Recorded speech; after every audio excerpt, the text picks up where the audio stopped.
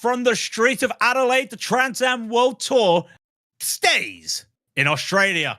In what could be the quintessential home of Australian racing, Trans Ams have driven around this track more than I would say the classic V8 supercars are. Welcome to Mount Panorama, aka Bathurst, here for round 2. Here, brought to you by Genisus Extreme.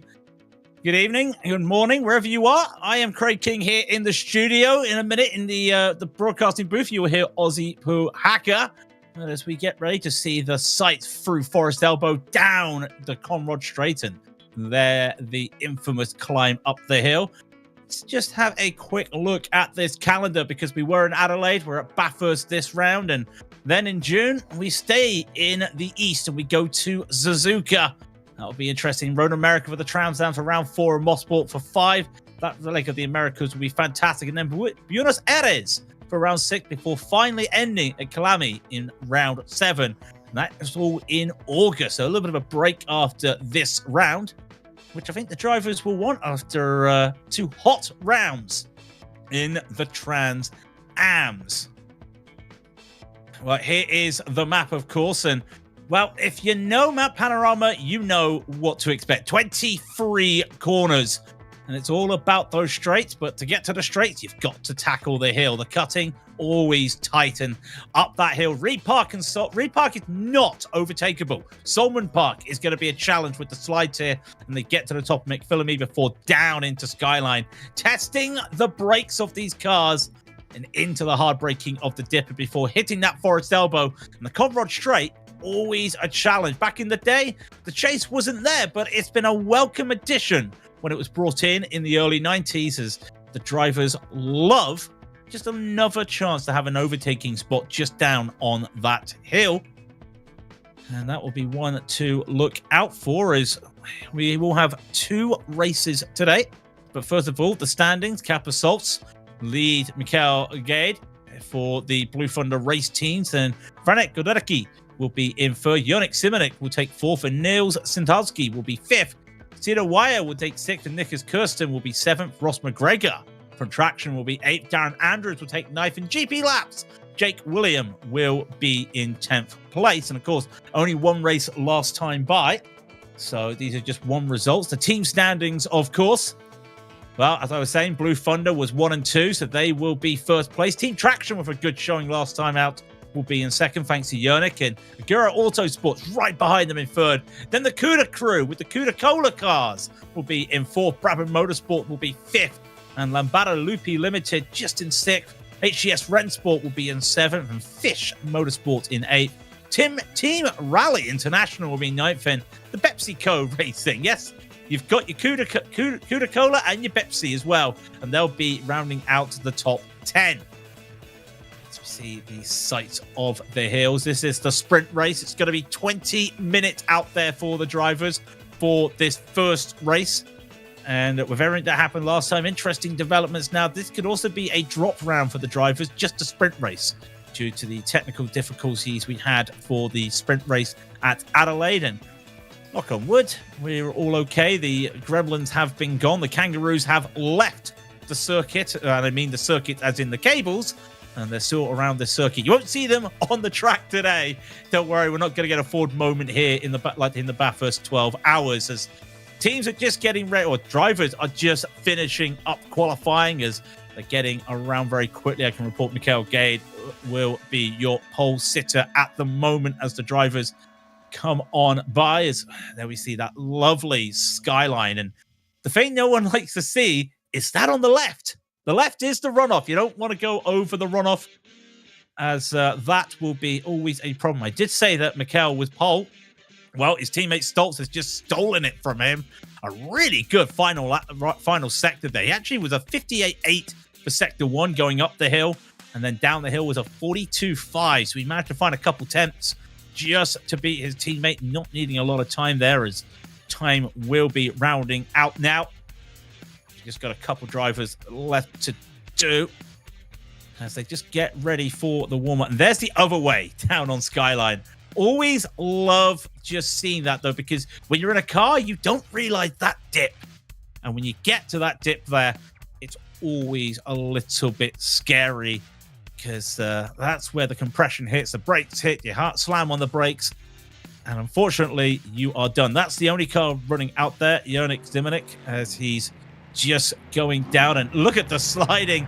Is he drifting on purpose? He is a little bit there as come around Forest Elbow, the Pontiac Firebird there for Team Traction.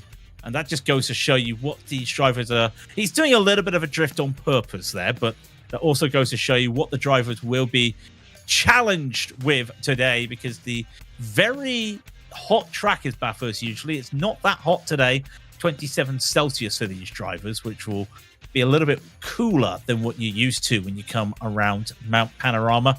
And that infamous Forest Elbow right there, as qualifying will be over very shortly. And they'll just be getting ready to do a quick warm-up. As if you're used to the old school Le Mans, you get a warm-up right before the Le Mans 24 hours. So they just get a quick warm-up time there, and track has changed a little bit. It's now 1 degree warmer, 32 Celsius out there, as there is Yannick going down the hill. And some fans just on the side of the road as we go to the warm-up. And just very quickly, I can say, as we get ready to hand over, I can say good evening, Aussie. I know you've enjoyed seeing what you've seen so far, and it's looking a very interesting race just down on those straights. Top speeds, we thought were going to be different. Only a couple kilometers between them when it comes to the top speed, so power will not be a difference today. No, it absolutely won't, Craig. And thank you very much, Craig King, for the introduction. I am Ossan Pohakka here from the commentary booth. I can tell you that it is a nice commentary booth, but they forgot to install air AC. So as a Finn in Australia, it is very heated, and I hope it's going to be a hot race as well. In case somebody's wondering about those top speeds, we saw speeds of 271 kilometers per hour here in the qualifying. That is round and about 155 miles per hour, 160 miles per hour they were hitting there on that long straight down the Conrod Straight and onto the chase. 6 different manufacturers out there today. Of course, you got Ford Mustangs, you got Pontiac Firebirds, you got Dodge Challengers, Chevy Camaros, Plymouth Barracudas, and then the odd AMC Javelin as well. Boy, do I love to see an AMC Javelin on the track. So drivers here just getting ready for this event, and the sprint race will be first. They're all warming up then on the McPhillamy Park and then on the skyline as they come down to the Dipa. This is gonna be one of the more treacherous sections on the track.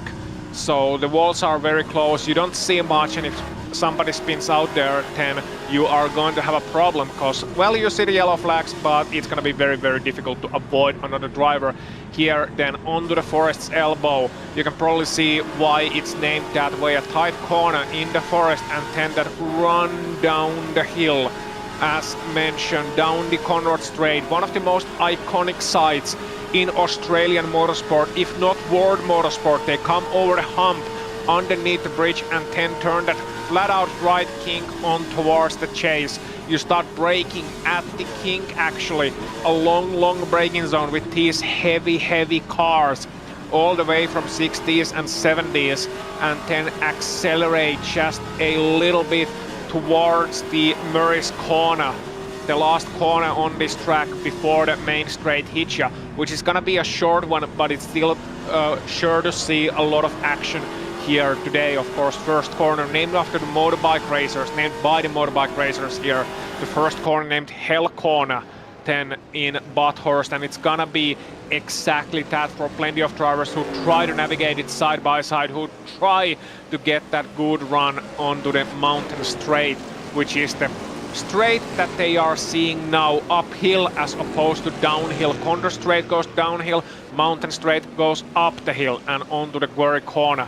That is just about one lap of Mount Panorama here, an icon, as said, of Aussie motorsport, of world motorsport, and a place familiar for those of us watching from around the rest of the world as well. It's been a feature in many a simulation for a long time. It used to be a bit of a hidden gem in Australia, whereas here in Europe, or the Americans, didn't know much about it, but then it gained fame. It became known as this very challenging, very treacherous, very fast circuit in Australia, and just fitting in that typical Australian flair. It's got that bit of crazy as well. When you see the walls right next to you, you see the high speeds, you see the elevation change, and you think, no way does a circuit like that exist anymore. Well, these cars may be from 50, they may be from 60 years ago, but the track, well, it is the 2026 iteration. It is the modern iteration. It is still as crazy as ever. Here you can see Wilksport and Nils Sentkowski, a familiar name for many people who have watched sim racing all over the world. He has raced in pretty much all the series that I can think of, this one included. Man loves racing, and he's out here today. Will be one of the drivers to watch for sure in that number 31 Wilksport Plymouth Barracuda 10. These are big, heavy cars, as mentioned, Plymouth Barracudas, Pontiac Firebirds, Ford Mustangs, of course. So they are not necessarily ones that are gonna be precision instruments. They are more like brutish tools that have a lot of power. Those big heavy V8 engines, big blocks down at the front. And the handling is going to be more of a question than a characteristic, really. So you're driving these cars a lot with the throttle. But here then we will see the starting grid for this race. And it's gonna be the sprint race first. Down and about 20 minutes, should be 9 laps there or thereabouts. Kasper Stultze then for Blue Thunder Racing Team, leading the field ahead of his teammate Mikkel Gade. Jelnej Simoncic in 3rd position and Nate Shiro then in 4th, Frankie Godrecki in 5th and Niklas Kirsten in 6th. Nils Sentkowski, as mentioned, in 7th and Martin Beyer in 8th place. And then in 9th, Niklas Hillebrand, in 10th, Darren Andrews, Tom D in 11th and Matt Wright then in 12th place. Good crew represent. In 13th, you got Jake William. In 14th, Riley Wyans. 15th, Robin DeFus and Oliver Day in 16th. For the Team Rally International, interesting name there, gonna ask 10 questions about it. Nate Shiro in 17th, Quentin Chavito in 18th, Juri Smith in 19th, and Simon Lapie rounding out the top 20 in the Sprightly Tortoise team. Chris Gordon in 21st, Steph Hermans in 22nd, Vivan Vifleur in 23rd, and Mark Johnson in 24th place. Fish Motorsport Cars 10 in row number 12. Chris Okuda in 25th, and David Deason rounding out the 26 driver field that we got here today. As mentioned, first of all, we got the sprint race. That's gonna be 20 minutes. And then after a slight break, we do have the what's called the endurance race, or let's say the main race, 40 minutes long after that. So we got double header of racing action here from Bathurst. We got wonderful, wonderful historic racing cars reimagined here in the modern day Mount Panorama. Bathurst today, welcoming all of you. Welcome here. You are watching the HRSC, the historic racing sim community and Trans Am series here. This is a Genisus Extreme production brought to you by Grid Finder, and we are just about getting ready to get this race underway. As said, the Blue Thunders there in the front of your field. Both Kasper Stolze and Mikkel Gade then looking to see who's gonna be leading the field onto the hell corner. And then there we go for the warm-up lap at least. And it's very interesting as I'm looking at these guys, I'm looking at these drivers trying to get grips with this track in the warm-up lap. Just wondering what is going through their mind. Who's gonna be trying to take it all in the first corner? Who's gonna be trying to perhaps set them up for a run up the quarry corner? We know that the entire lap has been labeled an orange zone in lap number 1, which means extra care to be taken when overtaking. Do not run it too wide, do not run it 3 wide unless you're absolutely sure about it, and there's a good reason for that. You can see here those walls are very close to you. they don't give much. Those are concrete walls that are staring right at you, and they are not far from the track edge at all. Furthermore, a little bit with cold tires, they don't heat up much here in warm lap. It's gonna be very difficult to round it out on lap number 1, but at the same time we are trusting in the ability, in the quality of these drivers to navigate it through safely. Seeing here, they are rounding the right hand, one of the most difficult spots in my opinion here on the track, Griffin's Mount and then Reed Park on the Frog Hollow, Solomon Park and McPhillamy Park. Eventually the last of the left-handers over the brow of the hill here in McPhillamy Park, the one coming up next there with that big gravel runoff, then over the hill, over the top of the skyline, and the uphill turns into a downhill. So it's sort of a track of two halves where you can separate it into a distinct uphill section and a distinct downhill section.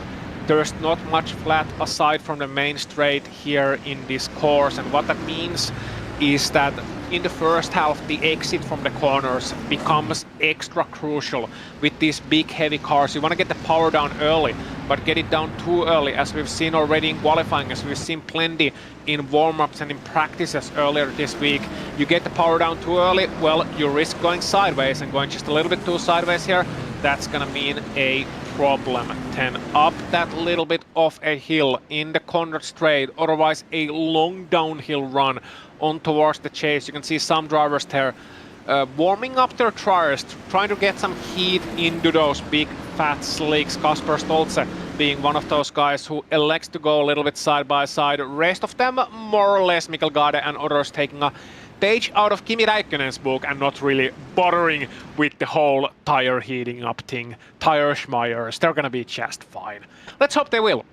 We will get ready to go underway real soon then. Just a couple of corners to navigate and then we get to the starting procedure. Stolze and Gade in your front row. Jelena Simoncic in third place. Sido Vajer in fourth and Franek Godrecki in fifth ahead of Niklas Kirsten. So that is your starting order as they get ready to go a double file 10.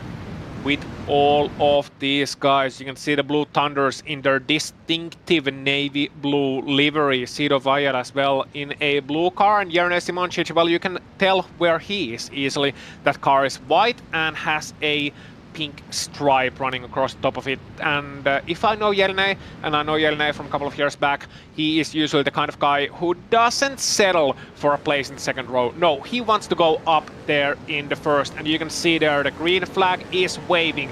They are just about ready to get the signal from the race control and get going for this 9 lap for this 20-minute race. And here we go, already some moves being made on the grass right here in lap 1. They are not slowing down, and eventually that's gonna be Mikkel Gade going very wide in the hell corner, going all the way down to 5th, 6th place perhaps.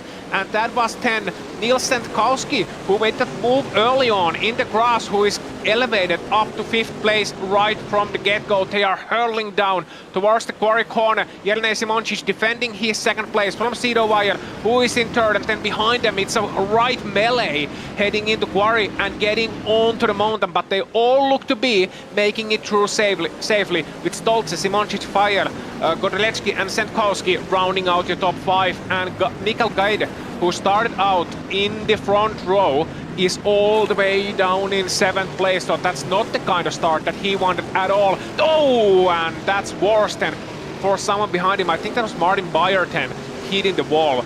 Niklas Hillebrand, sorry, hitting the wall in that 91 car and losing a couple of positions right in the first lap, and that's not ideal at all. Losing one more then to Darren Andrews, who just went by. So already Mount Panorama taking its casualties, or at least taking some scratches away from these drivers, making sure that they're not too loud and not too proud, making sure they respect this circuit much like this track respects all the heroes that dare to take up the challenge. Nate Shiro then is damaged and is out of the race. On the run off the skyline, you could see that engine smoking and you could see that car smoking as well, so probably some troubles earlier on in the lap, but no troubles for Kasper Stolze, who is leading the way ahead of Simoncic, ahead of Bayer, ahead of Godrecki, and ahead of Sendkowski, who are your top 5. And Stolze just about has enough of a gap to keep that lead away from Simoncic, even if Simoncic is looking to get closer and closer. And you can see how strong Jerne is under braking. The man is a menace when it comes to braking zones. He is the last of the late breakers, and I'm sure we're gonna see some fine, wonderful examples of it today as well. And behind them, Bayerton, showing how you're supposed to take these cars around the corner. There is nothing fine, there is no finesse involved. It's just muscling it around, trusting the throttle, and you have to let these cars know who is the driver, who is running, and who is the mount. That's the only way that you're gonna make it round here. You have to be brave and you have to know what you're doing in order to extract the best performance. So, Franek Godrecki then in 4th place. He is behind Vaya and was able to navigate the last corner in a little bit more of a sophisticated manner, if that's at all possible. As a result of that, getting a good run off the quarry corner too. But sadly, even if you get a good run off here, you're not really able to put it into use because it's pretty much all single file, all the way from quarry to the top of the skyline and all the way to Forest's elbow. Not many overtaking opportunities here. It's gonna take a brave man, perhaps even a foolish one, to go for a pass up here. And you can see why. Not only are these narrow places with the concrete walls looming each side of you, but also they are pretty much medium speed or high speed corners, even with these cars that don't really produce downforce to speak of. So you don't have those long braking zones to get alongside somebody, and if you choose to go alongside somebody, it's gonna take cooperation to make it through in one place. But man, I'm just looking at Wire, and once again sideways. That's the 3rd time in this lap, certainly trying to get everything out of the car and then some. It is looking very feisty, but I do wonder if he's gonna wear out his tires a little bit too soon at this rate. They are bound to overheating. They are long-lasting tires, but they are bound to overheating, and that's exactly what I fear might happen to Bayer should he continue at this rate. And Franek Godrecki is certainly keeping his eye of the situation in that Origa Autosport number 21 Chevy Camaro. As they come to the chase, let's see what happens here. Both of them braking very much at the last possible moment, and then a little bit later, Godrecki giving a little bit of a push as they come to Murray's Bend, trying to see if there is a possibility to get alongside. No, there isn't. And once again, sideways from Wire, and once again he keeps it beautifully under control, just a little bit over the grass. But man, Cito Wire so far making himself plenty of fans. I know the Aussies here, they appreciate that sort of a driver, they appreciate a gladiator, and that's certainly what Wire is proving to be here today. Sadly, losing a bit of ground to Simoncic, losing a bit of ground to Stolze as well in the leading duo, but making up for it in sheer exuberance, in sheer style. So, the top 10 after 2 laps done. Kasper Stolze, Jerne Simoncic, Ciro Vaya, Franek Godrecki, Nils Sendkowski, 10 in 5th, with Niklas Kirsten in 6th, with Mikael Gade in 7th, Martin Bayer in 8th, Niklas Hillebrand in 9th, and Darren Andrews 10, rounding out the top 10 just ahead of Riley Wyans and Jake William, 2 mainstays of this series. Here you can see Niklas Versten in that Lambda Loopy Limited livery, and he's driving car number 3, and that's a Ford Mustang. For those unaware, so I'm sure that distinctive body shape of a Mustang is familiar to a lot of our viewers. Just behind Nils Sendkowski 10. Story just ahead of Mikael Gade in a similar car, a Ford Mustang as well, is that one. Trying to hold on to the position, but I know Mikael will be one of those guys who is very, very much looking forward to making up some positions, trying to make up some positions. Unfortunately for Mikael, he hasn't been able to quite do that yet, quite able to find his way closer towards the front. And as you can see, the gap forming between Sendkowski and Kirsten, that is now 2.5 seconds. Mikael really has to get a move on if he wishes to get some overtakes done in the later portion of this race, to get himself up into the top 5 perhaps into the podium contention. Meanwhile, you can see the leading duo, then Stolze and Simoncic. Simoncic has been putting the pressure on Kasper Stolze all this while. It's Blue Thunder versus Team Traction, and right now Blue Thunder is still ahead, but Simoncic is pouring on the weight, and that weight, I wonder if it's going to be proving itself just a little bit unsurmountable. Meanwhile, here Sido Wire and Franek Godlecki then side by side, and that's Godlecki running very wide in the last corner. Maurice Cornatan hitting the wall, and now I wonder how much damage is in that car. It's looking a little bit sketchy, but it has looked a little bit sketchy all the way throughout this race for those two guys, Wire and Godlecki. So I wonder if that's just the tires overheating, but you can see him having to work pretty hard. And for Nils Stankowski then, in that massive Plymouth Barracuda, that is something that he is looking at it and licking his lips. Could be potentially 4th place up for grabs. So meanwhile, Stolze, Simoncic, the leading battle still raging on between these two. Simoncic in 2nd place, Stolze here in the lead, and they have now opened up a gap of 2.5 seconds between themselves and Sido Wire in 3rd place. Let's see what Simoncic can do. He's looking pretty calm to me, looking pretty collected so far on top of this hill. You can see that he's not perhaps extracting quite 10 tenths out of the car, perhaps 9 tenths, which is of course very wise thing to do here on this circuit. Not quite running all the way over the curbs, running halfway instead, trying to take care of those tires, prepare himself for a charge later on. Mikkel Gade, meanwhile, he is having to charge right here, right now. Time is his enemy for the Blue Thunder race team driver, who started on the front row, mind you. Almost got the pole position, now down in 7th.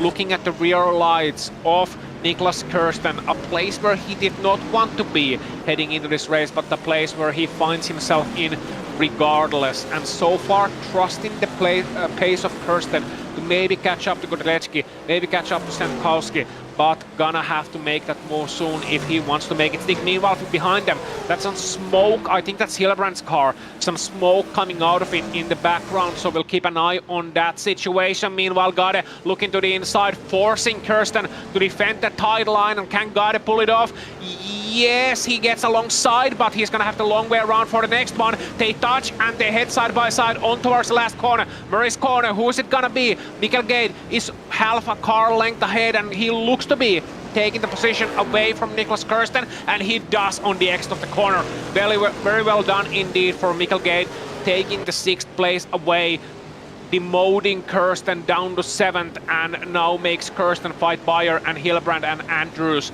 10 behind him now. We'll keep an eye on the lap times of what Mikkel can do. Can he catch up to Godrecki? Can he catch up to Stankowski? There is still time, but he's gonna have to get a move on, and yeah, that's Niklas Hillebrand 10. The car is just smoking here on a straight line, on the mountain straight and up the hill on the very corner. So far it doesn't look to be affecting his pace too much, but it's certainly something that's looking a little bit, well, let's just say suspicious and maybe worrisome if you're Niklas Hillebrand as well, and seeing all that white smoke in your rear view mirror. Still trying to get a move on Bayer though, braking very late and almost getting it done in the cutting, but the cutting is a place where you really have to rely on somebody else making a mistake if you want to get an overtake done. So just enjoying these guys driving through. Niklas Hillebrand, car number 91, an experienced endurance and a historic racing driver for sure.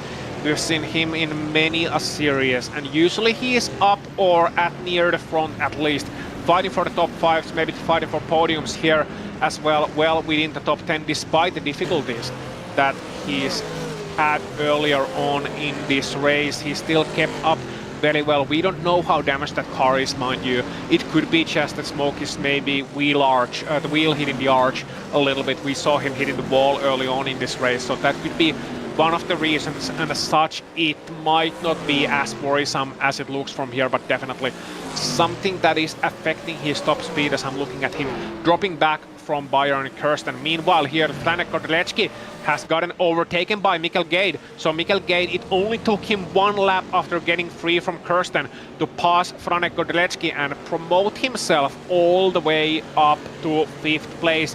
Another battle here, Riley Weinstein in that number 2 car, trying to get past Wright for that 12th place. So it's Matt Wright in 12th and Riley Wyans in 13th. Riley in that distinctive yellow livery HGS Wen Sport machine. That is of course a Pontiac Firebird that he is driving. Distinctive mask in that car as well. Many a car that have been seen in many a great road movie of the 70s, especially icons of American motorsport, and very popular these V8 cars here down in the land down under in Australia as well. Definitely a distinctive part of the culture, and even if we're not seeing any Holdens out here on the racetrack today, you could see it in the spirit. You could see the Holdens down in the parking lot thinking, I want to get involved in this as well. Some further smoke from these guys too, so Wine still trying to get a position away from Wright, not quite able to pull it off, and still continues to chase as they come, not to the chase, but the cutting instead. Tell you what, this battle here at the top end of the race, it has been an exciting one. Simoncic has spent pretty much the entire 7 laps so far right in the wheel tracks of Kasper Stolze. Kasper Stolze leading the race in his Ford Mustang, in the Blue Thunder Racing Team Ford, and behind him, like an eel that refuses to let go, Jelene Simoncic in that Pontiac Firebird Team Traction livery. He is in 2nd place. They have opened up a gap of 5 seconds behind them. It's been Stolze and it's been Simoncic so far running the race in a dual monarchy, you could almost say, just like Austria-Hungary back in the day. RTs2, and just like it, well, we might see a little bit of disparity, a little bit of a disagreement on who should run things come the end of this race. But so far, Simoncic, as I mentioned earlier, he looks to be like he still has a little bit up there in his back pocket, a little bit of pace that he can dig into, that he can reveal once the time is right. We know that both of these guys are very experienced racers. They know their way around a race car and a racetrack, and they've been tested in tough events all over the world. You can see the best lap time then, Jelene Simoncic improving the track best lap to 2:20.124. And if we make a comparison, Kasper Stolze in the lead, 2:20.16. So there's 4 100ths of a second between them. And then when you look further down the field, you could see Wire, Nils Sankowski down in the 2:21s. Mikkel Gade is in the 2:20s, 2:20.8. Franek Kordelecki at 2:20.9, and then you get into the high 21s. So that just goes to show you the pace difference between the leading duo and everybody else so far. And we're seeing a lot of smoke then here. Niklas Kirsten running very wide in the quarry, and that's Hillebrand then right in his, that's Kordelecki, Kirsten, and then Hillebrand looking to follow him through, and Hillebrand has got himself some company in the form of Martin Beyer, in the form of Darren Andrews, in the form of Jake William, and then Matt Wright 3 seconds away, looking to catch up onto that pack as well. But you look at Jake William, mentioned before the race on his own stream down in the GP Laps channel that he isn't feeling quite well, that he's a little bit sickly heading into this race. Well, that isn't really showing, because this is again a very typical Jake William performance where he's not put a foot wrong. He's once again showcasing his experience, his driving skill, and all of the right things that he's learned from a wide variety of vintage racing cars. Always love to watch his streams, always love to watch his channel, and always love to see him out here doing what he does best here on the racetrack too. A representative of Brundle Motorsport Sim Racing here, Jake William, in that very distinctive livery. If you've seen GP Laps, you've seen those stripes too. So, in case anyone is wondering, the yellow flag is due to David Desan having some problems outside of your screen, and that is the driver currently in 23rd position, or lap down.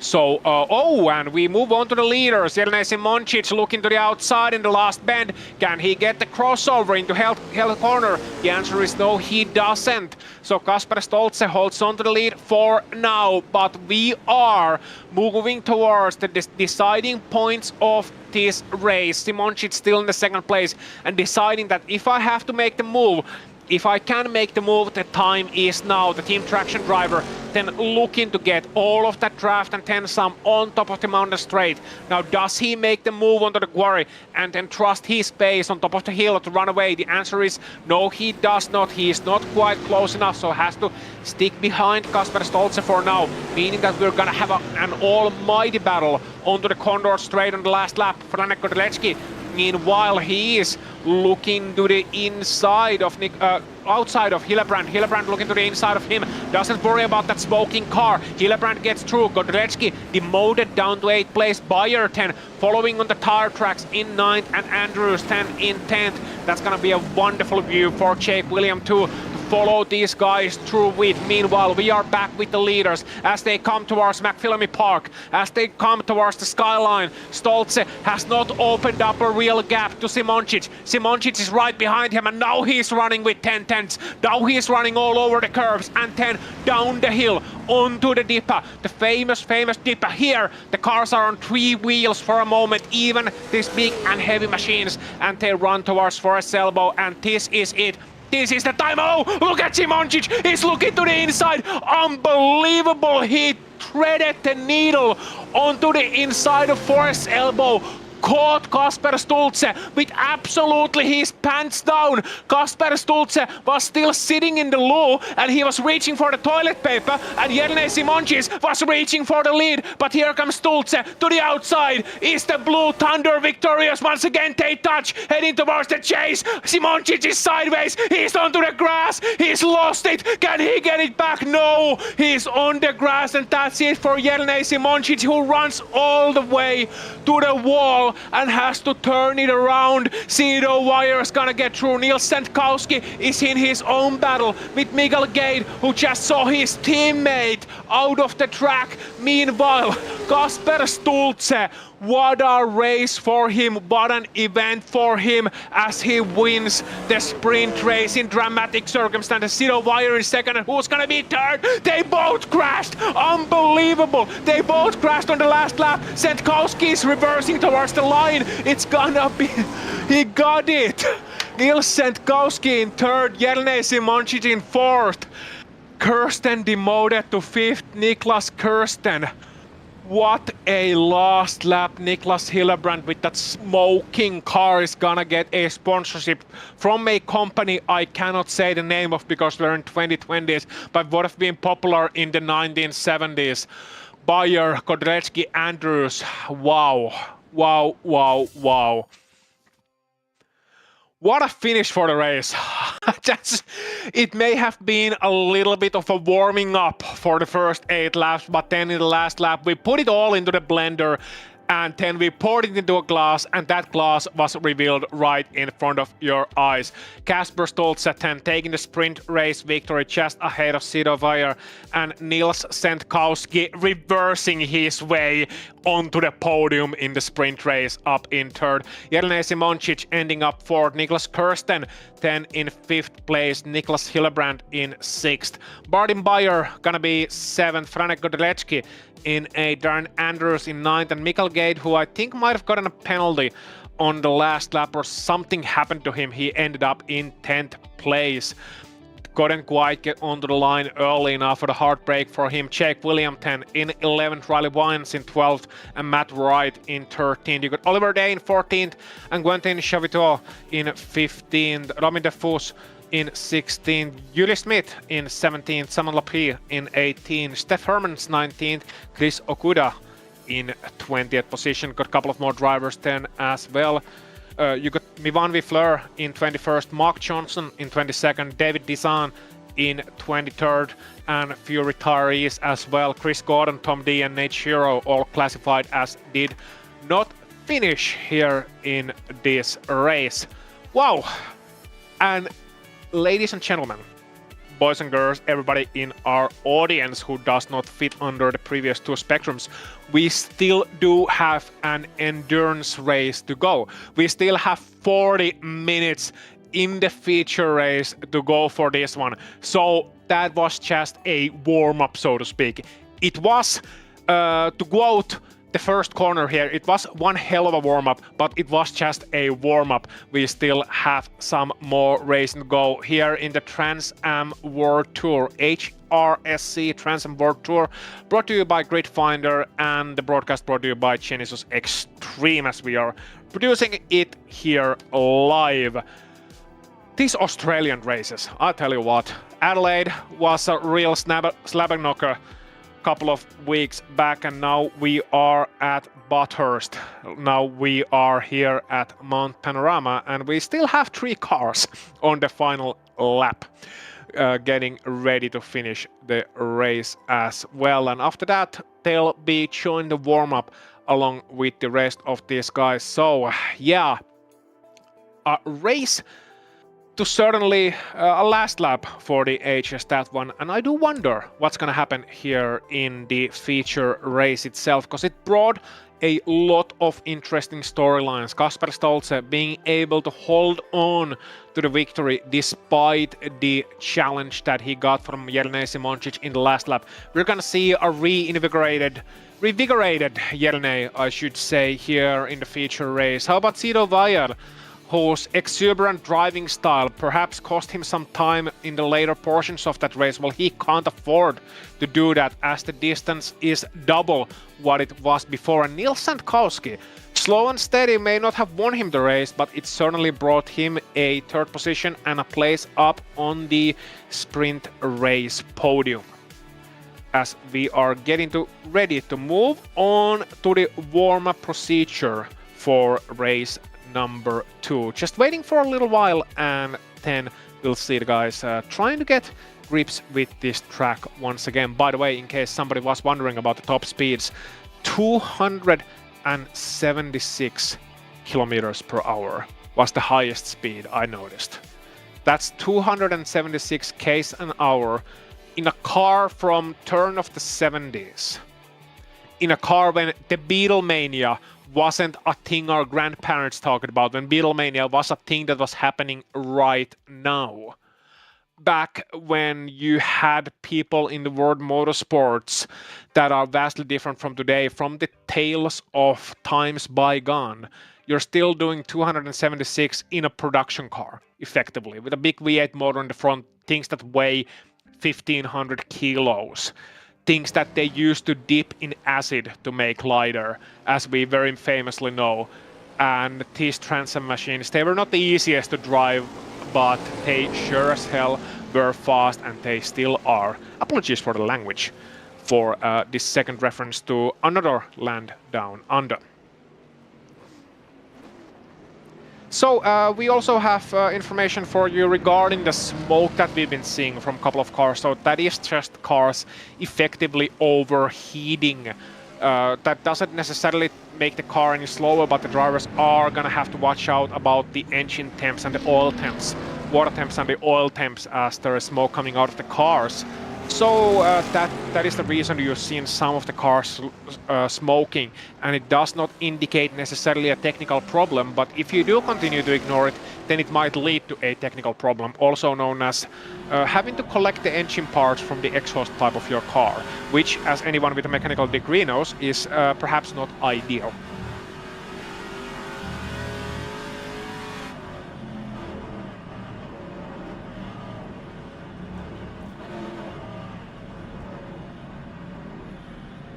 On board then with Franek Kodelecki, Origa Autosport, car number 21. You can see the gears, you can see the k's an hour, the speed, as well as the RPMs. And get onto the driver's eye view of these beautiful machines as they run down the hill. Very much a simplified era of racing when you come to think of it. Just look at what you can see right in front of you. There's nothing extra. You essentially got the revs, that big dial in big gauge in front of you, Then you got the fuel on the left. You can see the car's running half full. Then you see a couple of different temperature displays as well. You got the oil and oil pressure, the oil temp, and then the water temp. And then last but not least, on the right you got the watts. So essentially you got the battery readout. That's it. That's all you need to know. That big light that you can see, that is your shift light. So once you get over, let's say, closer to 7,000, that's going to light up for the driver, and that's going to indicate to you that you have to shift up with these cars. Big old steering wheel right in front of you. You got 4 gears on the floor, I do believe, with these cars on an H-pattern gearbox. You have to clutch it, meaning that you need to heel and you need to tow in order to be fast, and you need to double clutch it, not granny shift, as a certain wise man once said in a fine documentary about the city life in United States of America.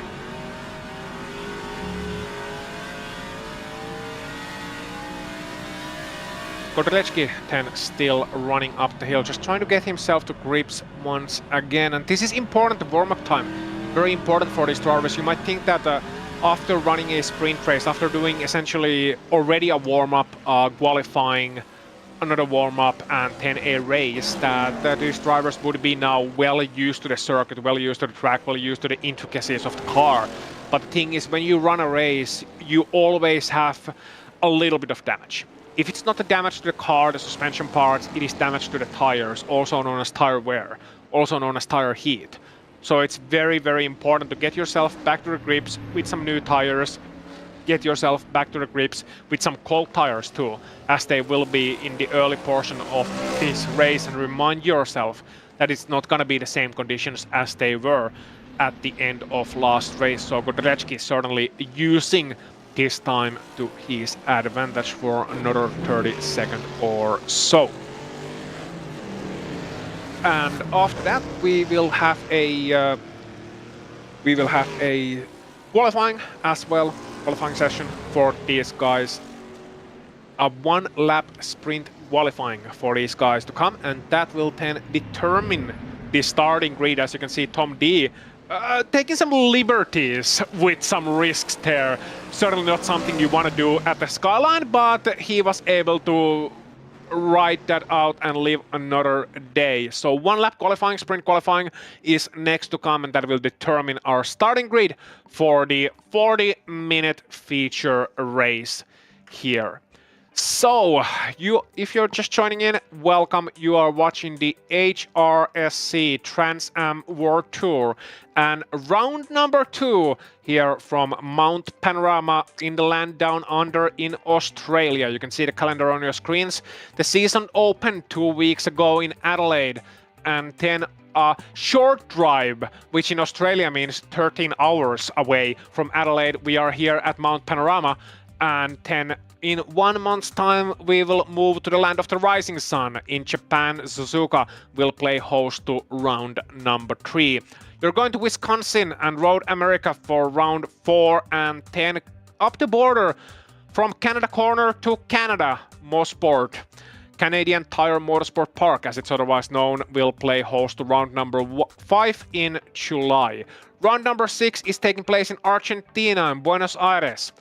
And the season will end in South Africa, in Kialami, for round 7, 8th of August. Mark that down on your calendar. A lot of great racing circuits all over the world playing host to this series, and interestingly enough, they have managed to make a calendar, managed to make a series full of famous historic circuits, famous modern circuits too, without including a single one from Europe. And that is an achievement in and as itself. When you think of the usual calendar, you would be easy to be tempted to putting tracks like Spa-Francorchamps, tracks like Nürburgring there. Well, they are not featured, so you better get your map out and better get used to some different circuits than you're used to seeing in a series like this. And I think that just makes this series a unique one, and also a very, very good one in that regard. They're not taking the easy way out. They're not just slapping some favorites down on the calendar and calling it the day. They have clearly put some thought into it. So, 1 lap sprint qualifying Who will be the one who puts down a lap of guards here at Mount Panorama? That's what you call a great lap here. I believe it was Craig Lowndes back in the day in 2004 who became famous in V8 Supercars, as it was known back then. Of course, these days, just the Supercar series with Aussie touring cars that put down a 204. Now, these guys won't be going quite that fast, but they might be going 219, 220 over a single lap. We just have to wait and see. We'll be watching here as Simon Lapie in the Team Sprightly Tortoise number 7 Ford Mustang gets us underway and is in his warm-up lap so far. And just seeing how much the cars slide about with the cold tires always makes my heart flutter a little bit. This is racing. Just lovely to see. Just taking a moment to really appreciate what you're seeing, what we're able to do here in the modern day. Get ourselves into the seat of a historic racing car like this, going up Mount Panorama, going down Mount Panorama with some of the finest sim racers the world has seen. Yvonne Wiffler as well, I'm sure she's enjoying herself here in the Fish Motorsport car, the car number 52, then getting it a little bit sideways on the McPhillamy Park as well, just utilizing those rear tires, trying to get them up to the heat as best as she can. And now we have to play that little game that we don't usually talk about on the broadcast, but I'm talking about it on broadcast. We have to play that game of who are we going to follow here for the qualifying lap. Who is the driver that we are going to see put on their best performance? Niklas Hillebrand is a good candidate here coming down the Dippa. Was featured quite a lot on our screens. HGS Rennsport driver. That distinctive number 91, and that is a Dodge Challenger with racing stripes painted in white, a big Dodge emblem on the side, and of course, like any fast car, it is red, painted red, and despite the smoking, was able to pull it off to a quite good finish there in the sprint. How about Oliver Day in the Team Rally International? I wonder if this man is driving any simulators that are named after a certain 2001 World Rally Champion. I do wonder. That one named after Richard Burns, still very popular today. I know we have some drivers who have at least dipped a toe, if not outright got themselves involved in the Richard Burns community, much like I am trying to get myself involved with speaking English, with varying success, it must be said. You see that maple leaf there on the hood of that car with Oliver Day, and getting ready to get on the way 10 on towards the quarry, on towards turn number 2, turning right and up the hill, just kissing that high curb on the entry as well as on the exit, keeping it very neat and tidy. It must be said. Can the same be said onto the cutting turn number 3 then?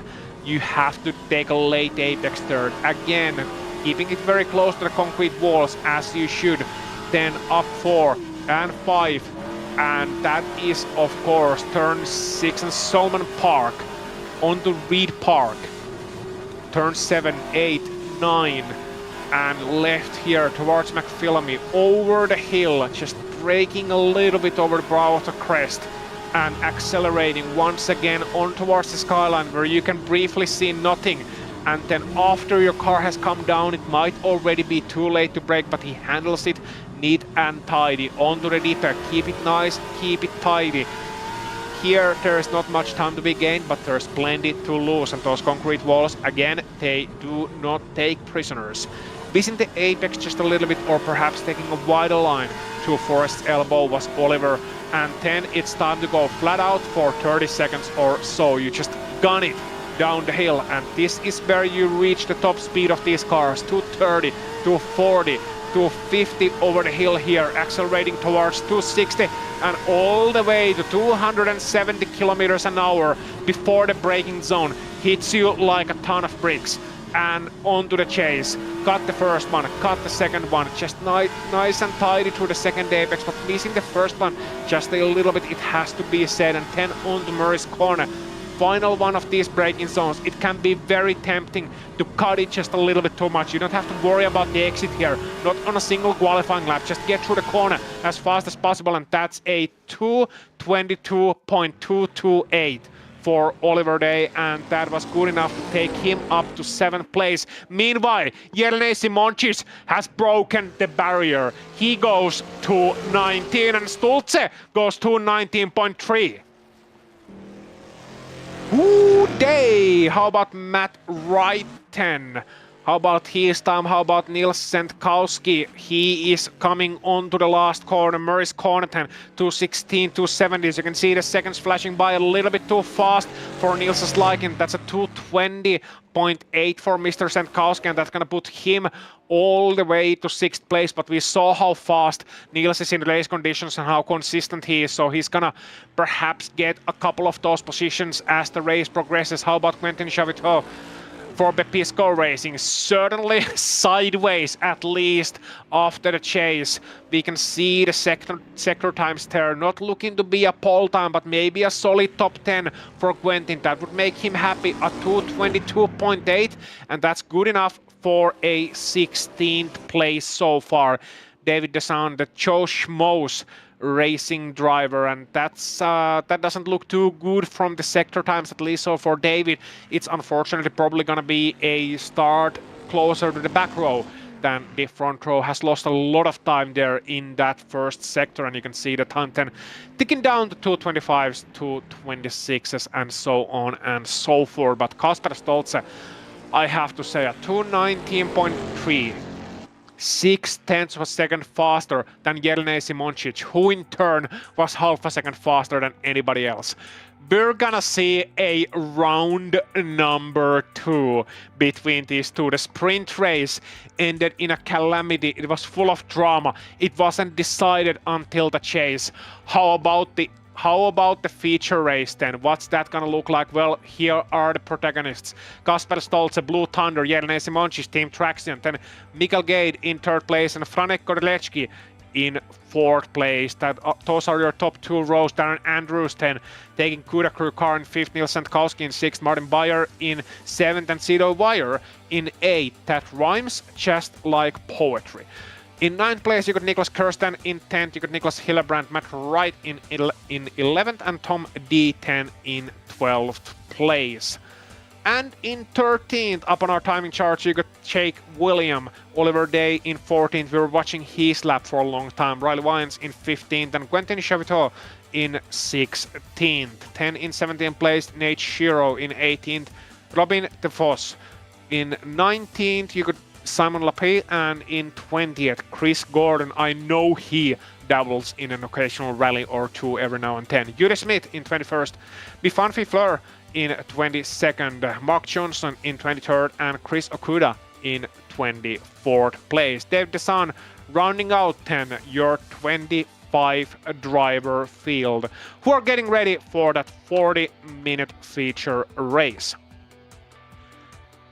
So, sprint race done, we got the sprint qualifying done, and now we are getting ready for our main event of the day, the ambient temperature, which means the air temperature. Round here, 21 degrees Celsius. Track temp clocked in at nice 26, not too hot, not too cold. The chance of rain, well, you can see from the blue skies, that is absolutely nil. Or if you're in America, then 0. And of course, track not wet at all. Dry and fine conditions here for some fine historic motor racing, brought to you by HRSC. Of course, if you fancy joining one of these races, then make sure to check out the HRSC community. They got a nice and lively Discord server where all the information from this series, from these races, can be reached.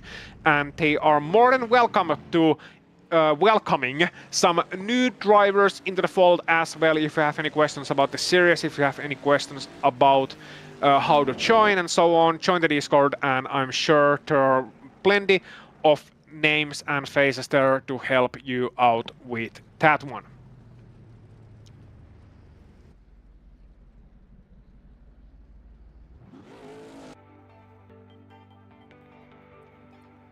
And just a few more pictures then on top of Mount Panorama here on the board that we will not in fact have a warm-up before the race, so sprint qualifying serving as a warm-up for these drivers, which means that we will get ready to go straight in to our main event of the evening. Or, to channel my inner Bruce Buffer a little bit, our main event of the evening. And that deserves a little bit of hype because it's gonna be a good one. I'm sure I hyped it up enough, but come on. If you know sim racing, if you know R-Factor 2, Kasper Stoltze versus Jelena Simoncic versus Mikael Gade, and all the other drivers involved, Nils Sandkowski, guys like Sido Vaje, good guys like Martin Bayer, they're involved in the mix, as well as Franek Kodelecki. You got Jake William, of course, involved in those battles, Matt Wright, Niklas Hillebrand, all those guys battling it out with some historic, lovely V8 muscle car machinery, or pony car machinery, I should say, here in one of the most difficult, but also one of the most rewarding racetracks the world has seen, Mount Panorama in Bathurst. Bathurst, Australia. So you are in for a treat if you're just joining us.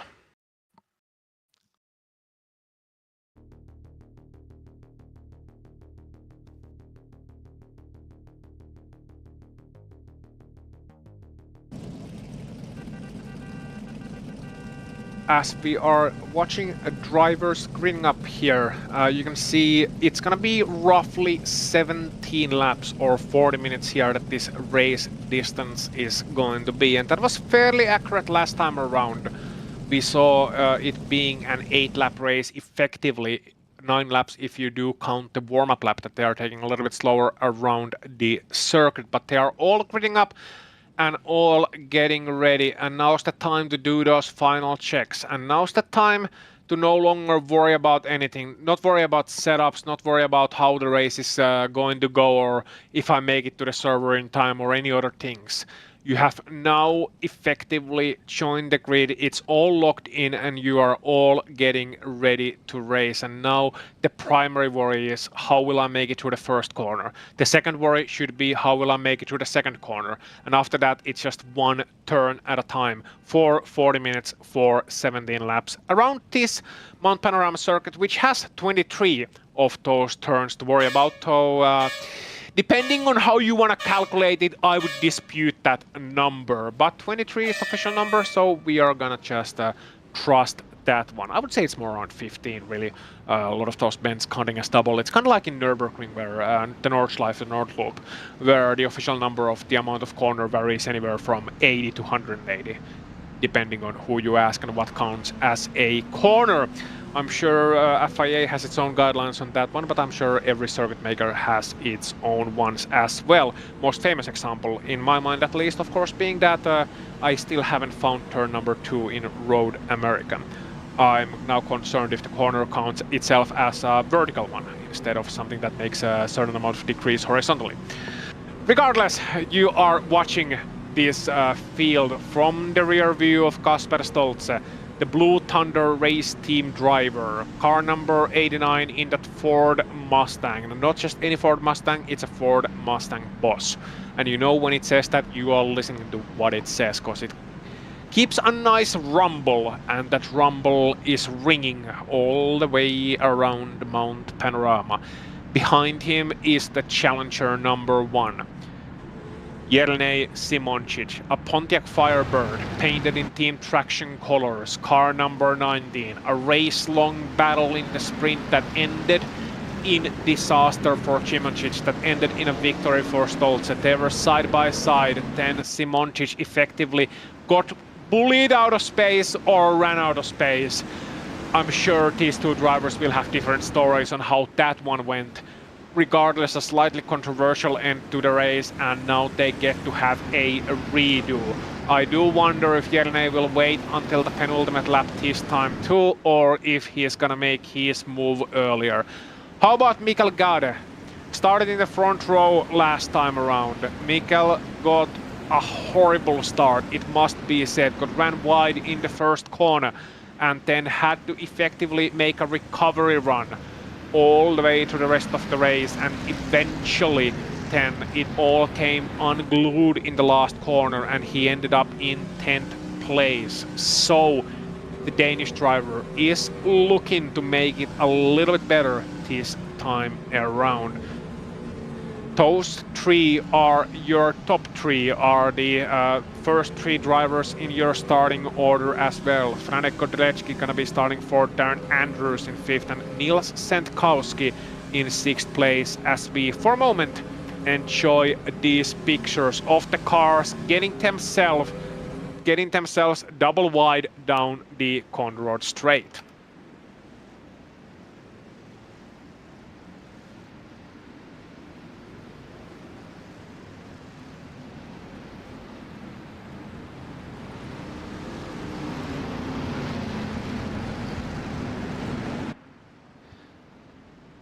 And here you can see same script as it was last time around. Same story. Some drivers heating up their tires, perhaps working their nerves. I know myself that some of these times when you are going side by side, you're not really trying to get heat on the tires, not seriously. You're more so thinking that this is something that you're supposed to do, and as a result doing that. Trying to give yourself something to think instead of turn number one that is coming up furiously in front of these drivers. 10 onto the chase and 10 on the Murray's corner, where our main event, the feature race, is gonna get underway in just a moment's time. Welcome, you are watching HRSC Trans Am World Tour, and it's round number 2, which is heading to its feature race right now. All pace car away from the front of the field, and last corner to navigate. 10 as they cross the start finish line, they are free to put the throttle down and follow the instructions that the green flag gives to any racing driver.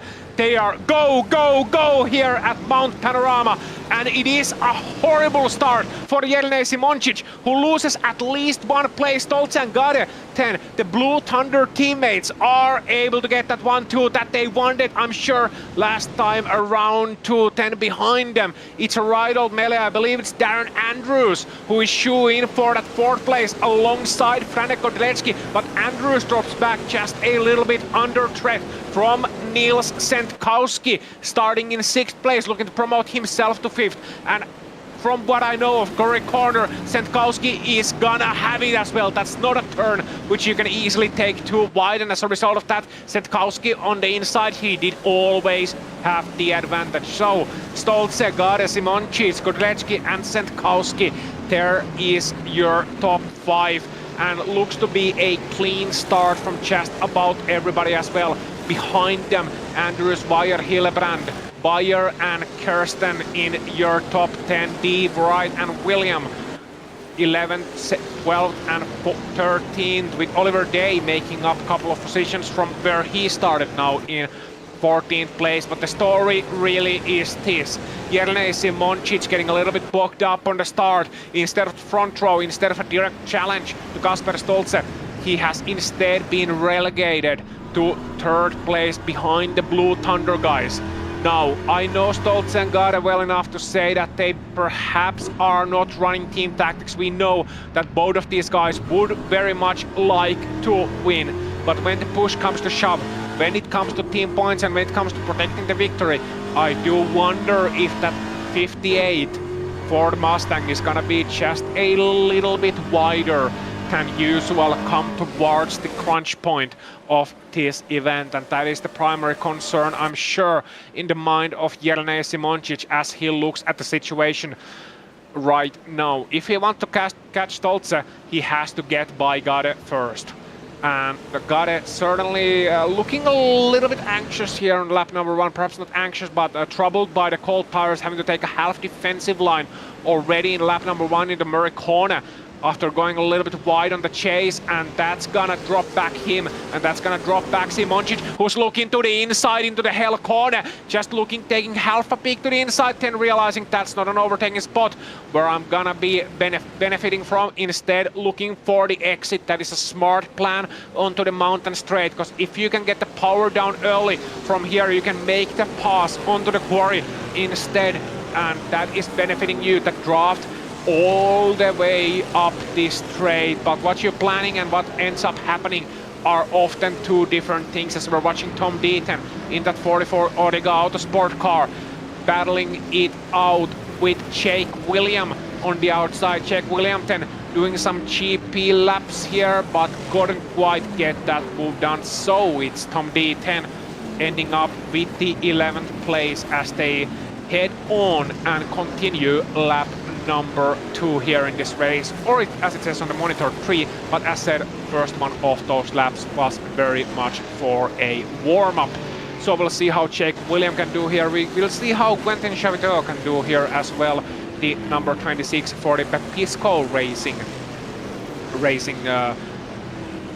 I believe that's a Pontiac Firebird. Yes, it is. Had to do a double check because I know my American racing cars, but I sometimes get them a little bit mixed up with each other, and I'd rather double check than make that mistake in order to not get hunted down by the Pontiac Firebird Owners Club or whoever they may be. Nate Shiro here in 18th place. Then car number 55, and that is one beautiful livery, it must be said. My vote perhaps for the most beautiful livery. Also hearing word from one of our spotters here in the first elbow that there may have been slight bit of a wall contact for Jelena Simoncic there in the corner heading up to the Conrad straight, and as a result of that, that is Franek Kodrecki then right behind him, but you can see in the pictures he has not dropped far at all from Mikael Gade, has not dropped far at all from Kasper Stolze, but crucially the gap is 1.2 seconds and the battle is around second place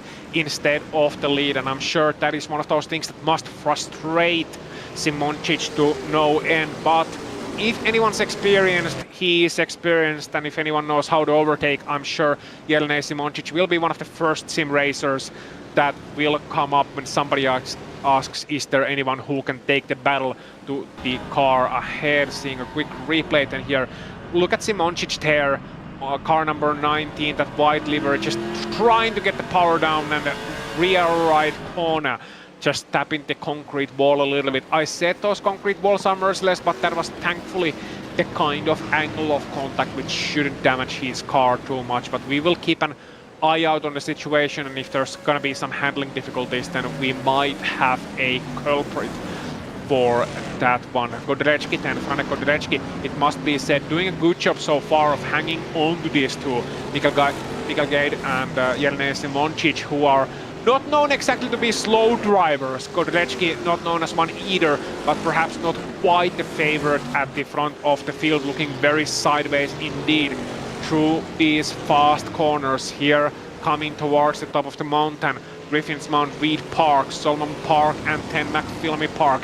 This one again taking it very sideways on top of the skyline, and then you can see the gradient leveling out very briefly before it turns back into a sharp downhill, and you have to mind your braking distances and mind your speed with these big heavy cars. I have yet to test if you can actually make it from the top of the skyline to the start finish line without touching the throttle once, but I'm sure it's at least pretty close. That is the kind of gradient that we have here in Mount Panorama. Meanwhile, Quentin Chaviteau now in 14th place, having also elevated himself up a couple of positions just ahead of Riley Wyans in the number 2 livery. 15th there for Riley, and Oliver Day in 13th just ahead of them. Riley looking a little bit to the left, looking a little bit to the right, eventually decides, well, hasn't decided anything yet, decides to follow Quentin so far. Now, does he look to the inside? No, Quentin blocks that off and then finally moves back onto the preferred racing line as they come towards the braking zone of the chase. So Riley very much biding his time so far, and clean so far, coming towards Mary's corner. Now looking to the outside, Riley looking to make it very tight and hits the grass. Now can he hold on to it again, onto the grass at the exit, but just about keeps his car on the neat and tidy. Well, not the neat and tidy, but doesn't have to go to the pit lane for some repairs and maybe a nice cold Coca-Cola or a Pepsi if you prefer. So if I crashed into the wall here, it would be perhaps another choice of beverage often enjoyed here at Mount Panorama. So now it's Hillebrand in 6th place, and Hillebrand is ahead of Bayer. We remember, of course, Sido Bayer from that very nice drive here in the sprint race just a few moments ago. Now tapping the wall just a little bit here in this event. Meanwhile, Jake William has promoted himself to 11th place now, I believe, but having a little bit of a top wall hit for Jake William. I'm sorry, of course, not Nicholas Hillebrand. So Jake William will be at least a little bit worried. I'm sure you guys can see him watching his stream. You will already know if he has damage or not. We'll just have to wait and see here on the broadcast side if he is able to keep it going just a little bit longer and perhaps fight for that top 10 yet. Meanwhile, Niklas Kirsten, Lambda Lupi Limited. I love that team name. That is just rolls off the tongue so nicely. Lambda Lupi Limited, Niklas Kirsten 10, fighting off Tom D. Origa Autosport car. Just ahead of them, by the way, car number 24, who we haven't mentioned that much, Martin Bayer, and he's racing for the Kuda crew. The Barracuda crew, or in short, Kuda crew. And if I had that car and a Plymouth Barracuda underneath myself, I think I'd name the team that too, Kuda crew. That is just a wonderful name. Meanwhile, Nils Sankowski has caught up to Franek Kodelecki and is now challenging for that 4th place. Something happened to Kodelecki because he was right behind Simoncic and Gade, but I think Mikkel and Jelne have gotten the throttle up a little bit deeper, or gotten the throttle down a little bit deeper, I should say, as Jelne there goes a little bit wide in the last corner, and Franek Kodelecki can't quite hang with their pace, so he has dropped into the teeth of Nils Sankowski, who after that adventurous start is looking to settle into his rhythm. Mind you, he was on the podium in that last race and now is looking to elevate himself onto 4th place this time around with plenty of laps still to go. I do wonder why it's Nancy on the rear of that car. That's maybe a story I'll have to ask Niels one of these days. In the rear of that 31, you can just see it there if you zoom in a little bit closer. Or perhaps it's something that the Wilksport just has as a sort of their mascot.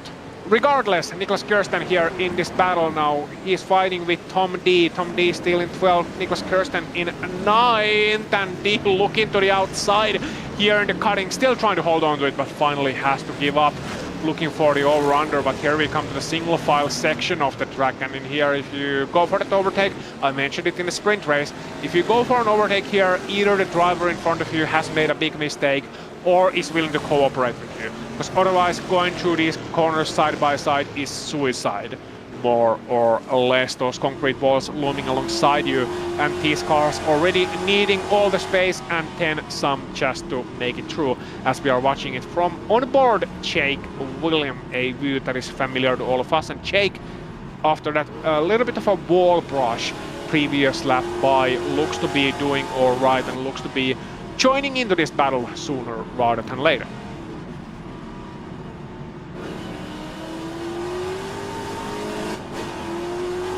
So, down the hill they go and onto the Conrad Straight in the shadow of these trees. This is one of those places where you had kangaroos crossing the track from time to time, and mind you, this is also a public road. You see houses each and on one side of the track, and despite it looking very remote, despite it looking like a purpose-built circuit, it is still very much a public road in places, and that's why they came here to race all of those years ago here in Mount Panorama. A long and rich and illustrious history that spans many a race and many a decade here in one of the premier venues, perhaps the premier venue of Australian motorsport. Track opened on 17th of March 1938. That's 88 years ago. for those counting. So for almost 100 years they've been racing, and Jake Williams just taking it a little bit sideways after the first corner, running a little bit wide. Meanwhile, Cito Vierten in that Brabham Motorsport car, just looking to get past Niklas Hillebrand, but not quite able to pull it off. Hillebrand still holding on to 6th with Wire in 7th place. This battle now 4 seconds back from Sendkowski, and Godrecki in turn 3 seconds ahead of Wire. So they have some room to battle between each other if they do indeed want to.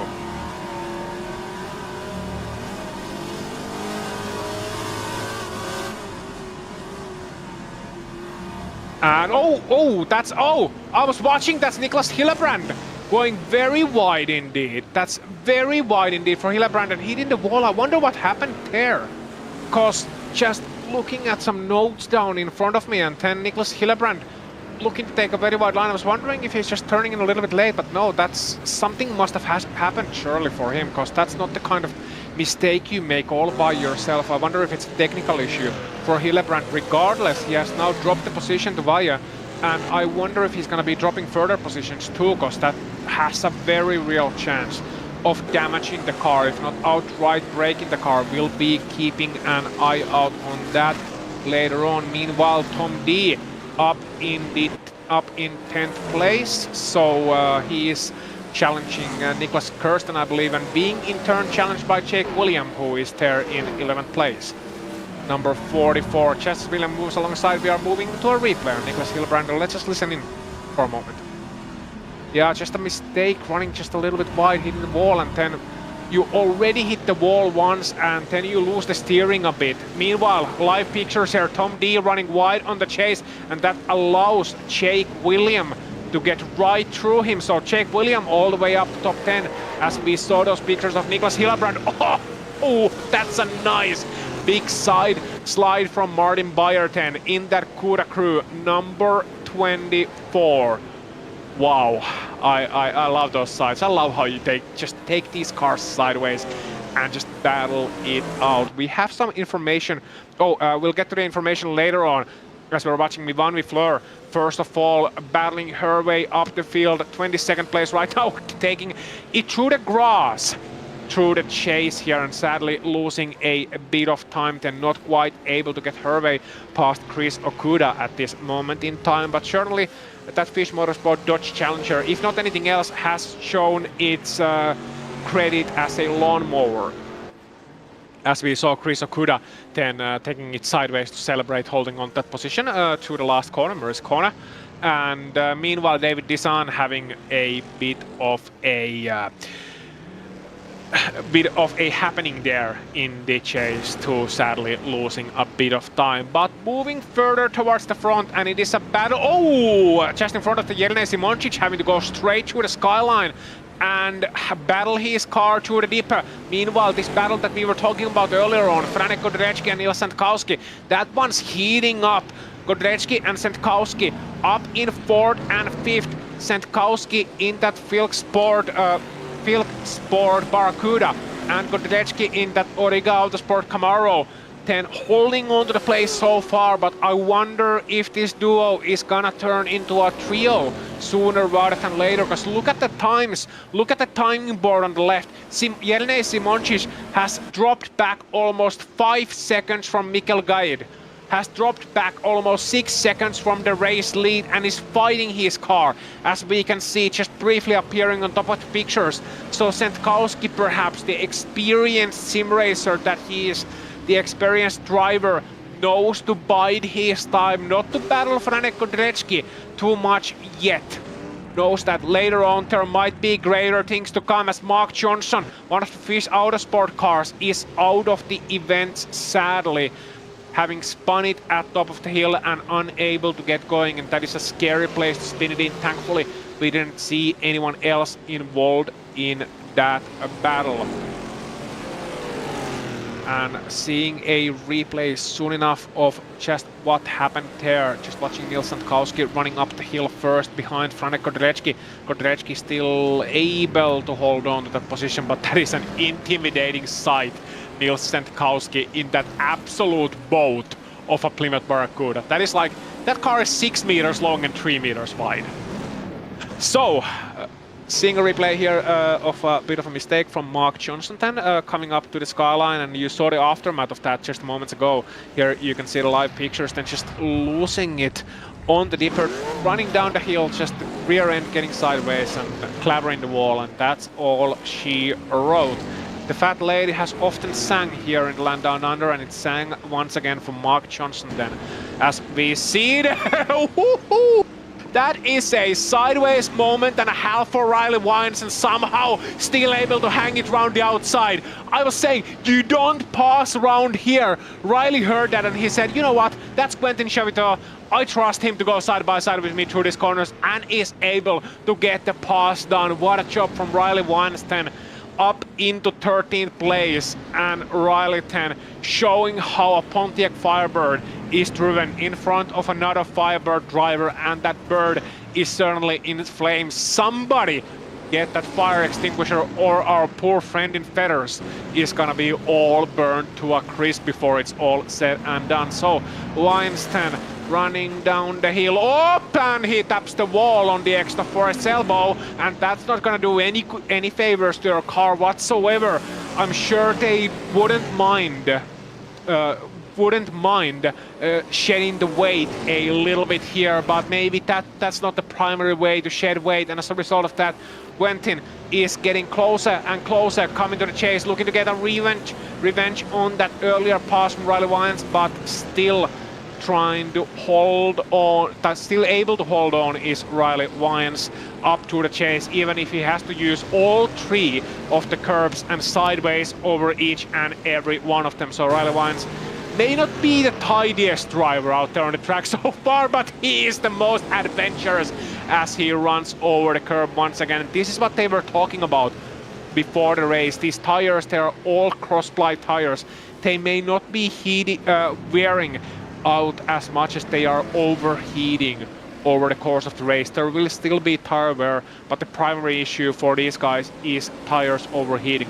And when you go sideways too much, when you put a lot of weight and a lot of pressure onto those tires, and a lot of you overdrive the car a little bit, then that can lead to an issue where instead effectively snowballs, and you can see Weinstein just about able to keep it away from the wall, and good job by Quentin Chavito as well, just slowing down a little bit and letting Riley to have a little bit of room with that one. But yeah, Riley is looking like a right old drifter out there on the track, and Quentin perhaps taking a page out of his book, getting it a little bit sideways behind him as well.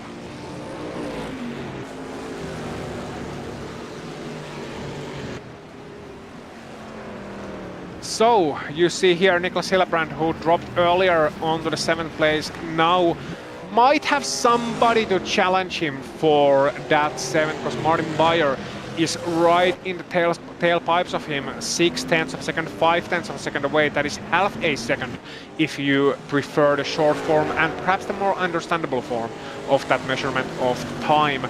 Niklas Kirsten is also only 1.5 seconds away from Martin, and Jake Williamson following another 1.3 away from Niklas. So that is the kind of battle, and the reason I'm mentioning these gaps is that if Niklas and Martin end up battling, then it might easily turn into a foursome, perhaps even a quintet, 5 cars fighting it out for that singular position.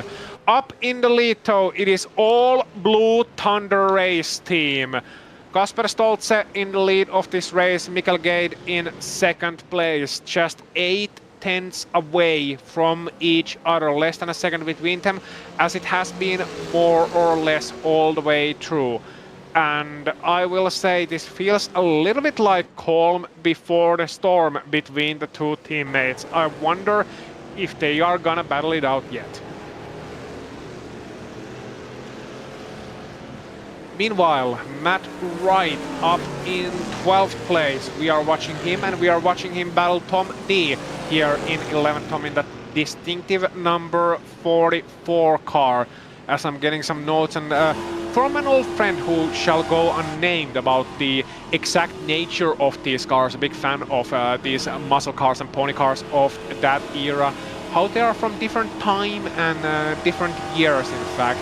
The difference between, for example, a 1967 and a 1968 Camaro and then a 1969 Camaro is a very distinctive one indeed. So we'll keep an eye on that. We'll make sure to identify the cars from their correct years as well. I actually make no promise of that. I will call them whatever I like.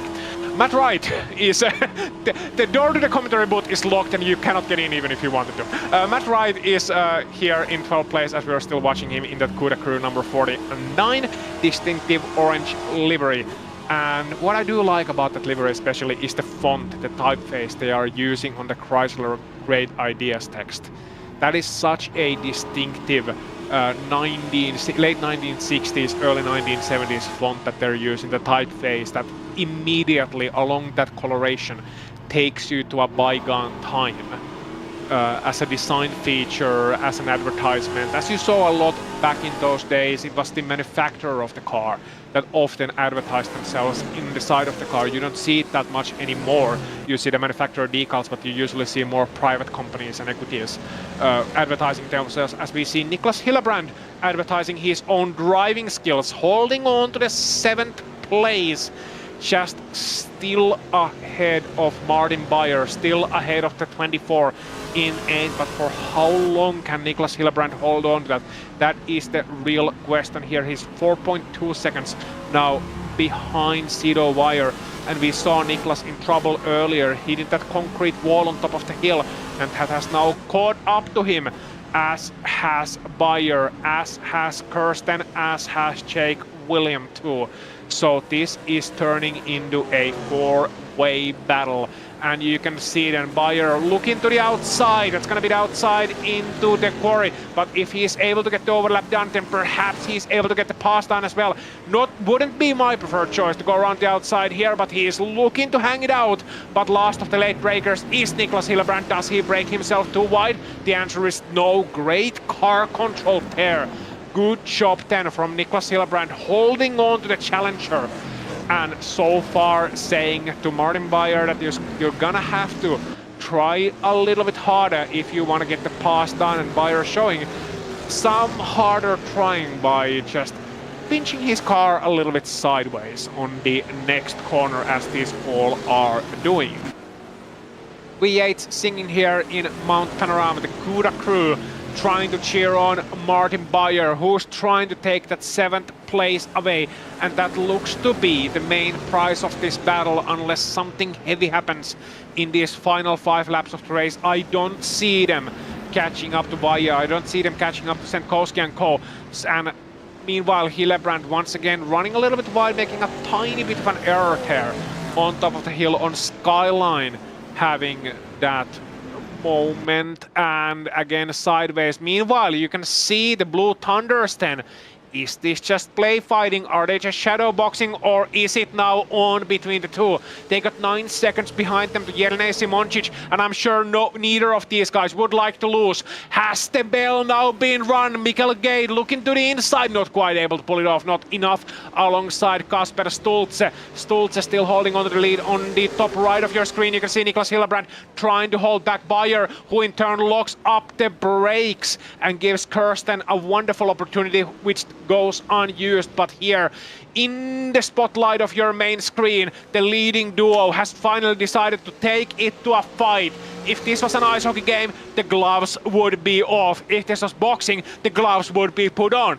But both things mean the same. They mean the fight is on, and it means they will go full 12 rounds, and there can only be one winner. Is it going to be Kasper Stoltze? Is it going to be Mikael Gade? We only have to wait and see which one of these Blue Thunder race team teammates remains stronger as they come through the cutting and again on top of the hill. And it's this section where Stultze looked just a little bit stronger, or perhaps Gade just biding his time so far. Beyer meanwhile looking again to the outside, again fend off by Hillebrand, who now runs a little bit wide. We might see a pass there, and we certainly see a pass here. Matt Wright getting the move done, a nice smooth transition onto Hillebrand, onto Beyer. Hillebrand still holds on to 7th somehow.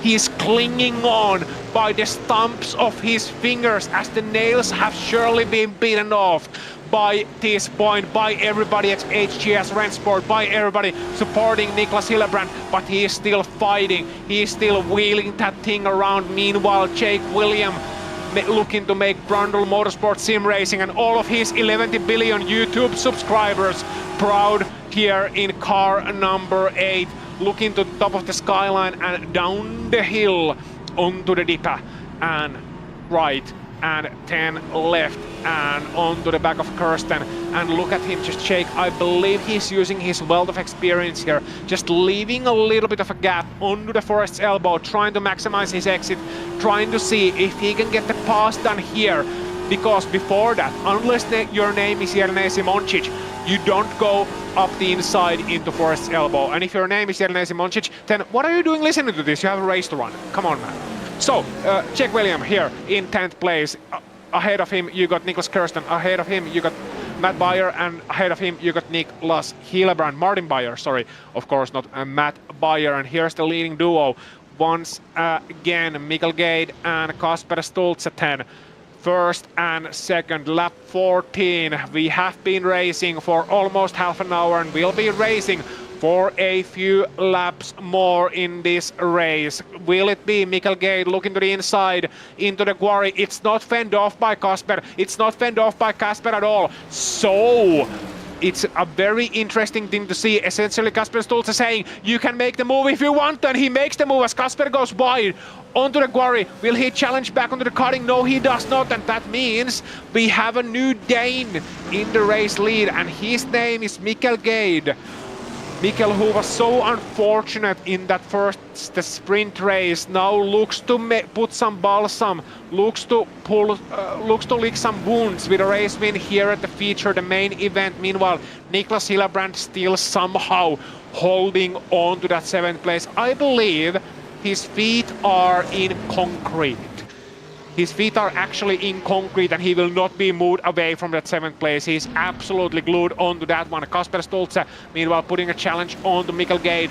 Once again, doing it sooner than perhaps any of us anticipated. Already onto the skyline, he was right up close. Then on the Dipa, he has to give up just a few car lengths onto Mikkel, who looks to be having it all under control into the Forest's elbow and onto the Condor Straight. They come again. And Blue Thunders roaring on in the lead, like lightning, like thunder. No thunder without lightning. And these two just fighting it out. Woo. And we also hearing information, thank you, that Nicholas is down on top speed. Niklas Hillebrand down on top speed due to some mild damage. So the car does require some nursing, and that's the reason that he's struggling so hard in that 7th place. Makes the value of his defensive battle even that more impressive. Sandkowski, meanwhile, locking the brakes, as is Godrecki. Both of them absolutely on the rocket edge, heading to the chase. Both of them wide on the exit, neither of them changing positions. Meanwhile, Tom D in the Origa Autosport, and he is fighting with Wright 10 on 11th and 12th, and it is Tom who has to give up the position. Matt Wright 10. Taking 11th place away from him in the CUDA Crew 49. We were just saying a few laps ago how lovely that 49 livery is. Well, the orange car is fast, and it is fast in the hands of Tom D. Now, Nils Sandkowski is still in that 5th place, still without the headlights, still trying to navigate that boat around Mount Panorama. Boats don't belong in mountains, but nobody has told that to Nils Sandkowski, who is like an experienced sailor out there. Meanwhile, side by side for the 11th place, Matt Wright holding on to it round the outside. It's Tom D who was looking for the move around up the inside onto the hell corner, but not able to pull it off. Has to tuck back into the slipstream as they run up the hill. Meanwhile, 7th hits Hillebrand on the inside, defending once again as we've seen him defend for so many laps here. Looking, oh, sideways, they're both sideways. It's like synchronized ballet, synchronized dancing between these two. Can somebody play the Nutcracker as they head to the cutting? And it's Hillebrand holding onto the inside as Bayer just about runs out of space, but still manages to take it up to the inside here on to the next one. And finally, Martin Bayer in that CUDA Crew 24 is able to pull off the pass, but does Niklas Hillebrand have yet one more card in his long sleeves?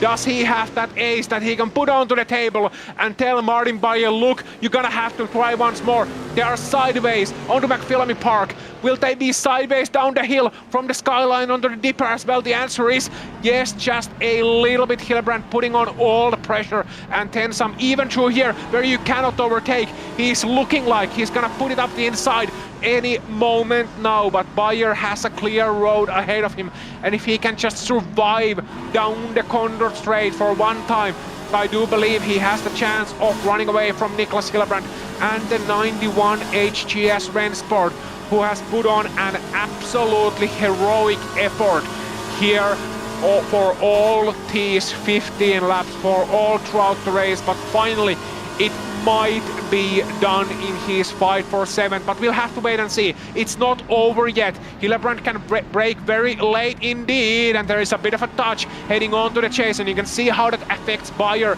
who was just about able to get the car turned in, but any later than that and it would have been wide. Meanwhile, behind them a battle rages as it does ahead of them. Franek Kodrecki and Niels Sentkowski fighting for 4th place. Kodrecki still able to hold on to it, but Niels now closer than ever. Will he be able to take the inside line onto the quarry? No, I think it's gonna be Kodrecki holding on to that one. He's gonna have to take Nancy long way around the outside, and that's exactly what Niels Sentkowski does. He looks to the outside, still holding on to it, but just doesn't get the grip round there.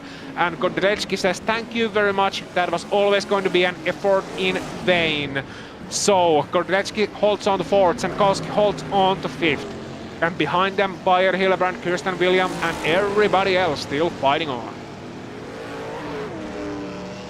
So, one place where the fight isn't raging on at this present time as we continue to watch, and let's just say this from the outside of your screens, Mikkel Gate has now extended his gap in the lead all the way to 1.2 seconds now. That is not an insurmountable gap for Kasper Stultze to make up, but it is something that he's gonna have to worry about, gonna have to find something in these last couple of laps if he wants to fight for the win. But I do wonder if Mikkel just has a little bit more gas in his tank, proverbial and literal, for these final 2 laps, and a little bit more tire to fight with as well. Franek Kodrecki then in car number 21, still holding on. Meanwhile, we are going back to a replay. Matt Wright and Tom D. Matt Wright ahead, Tom D behind, and I believe that's been a change of places. It has, as Wright just taps the wall up the inside and hits it hard, and Tom D is gonna have an easy job to get the position away from Wright, who is gonna be nursing that 49 home from here on out, I do believe. Kodrecki then putting the power down on the Murray's corner, all those 460 or so brake horsepower that they produce, and under braking you can just see the car wiggling. It's like a dancer in one of those lovely clubs that some of us go to every Friday night, just wiggling those proverbial hips around as Kodrecki tries to break into the last corner and then takes the fine line through the first corner. You can see him just breaking the toe a little bit. Sentkowski looking to follow behind, wondering what does he have to do in order to get past this man. He's been looking at those rear lights for the last couple of laps, and you can see then flashing the headlights is Kodrecki as well, maybe saying hi to the cameras, maybe saying hi to Jelnej Simoncic, who is just ahead of him as well. Jelnej just 1.6 away from those two now and having to nurse his car home, so I wonder if they're going to be fighting for a podium yet here in this event. Meanwhile, just a few laps back, Niklas Hillebrand has sadly lost a couple of places, and this is the reason why Murray Corner, he went wide and just about got clattered onto and getting passed on two sides. Well, it's more of a modern reference, but he's feeling like Ricardo Zonta in between Michael Schumacher and Mika Häkkinen in Spa 2000, even if it's a different circuit entirely and different car entirely. Frank Kordecki, meanwhile, still holding on to fourth, now 2 seconds away from Jelnej Simoncic. It's showing to be the last lap, but I'm not choosing to trust that information quite yet. So it is last lap and last chance then, perhaps coming up for Nils Sendkowski down the Condor straight to get the position done, get the position away from Kordecki, who has defended it well, who has defended it heroically. But will it be the story of Niklas Hillebrand for Franek Kordecki, or will it be the story of him holding on just about? We know for sure that Miguel Gade has managed to exercise the demons that he had in the sprint race. He looked at Mount Panorama, he looked at these 23 treacherous corners and 17 laps and said, these are mine. And like Vikings back in the day, conquering Scotland, he has conquered these mountains at Bathurst and taken the win for Blue Thunder race team, for himself, and just ahead of his teammate Kasper Stolze as well. And it looks to be on the last lap that Simoncic is third, and then it's a mighty battle onto the line. Sendkowski and Kordecki, who's it gonna be? It's gonna be Kordecki, just about holding on to fourth, just ahead of Sendkowski. Then Fire, then Martin Beyer and Niklas Kirsten. Beyer in seventh, Kirsten in eighth, being watched by Jake William in ninth.